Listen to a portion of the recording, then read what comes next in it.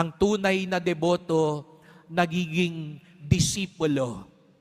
Ang tunay na namamanata, nagbabagong buhay. Ang tunay na nagsisimba, nagbabalik loob sa Diyos.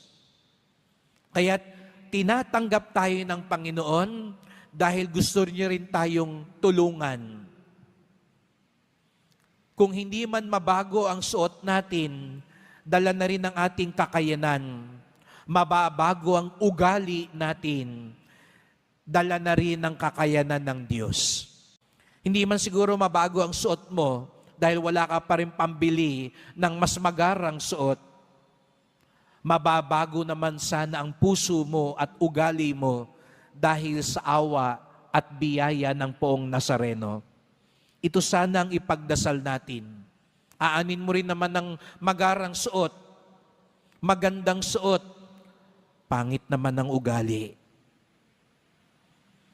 Kaya't ang nais mabago sa atin ng Panginoon, ang ating puso,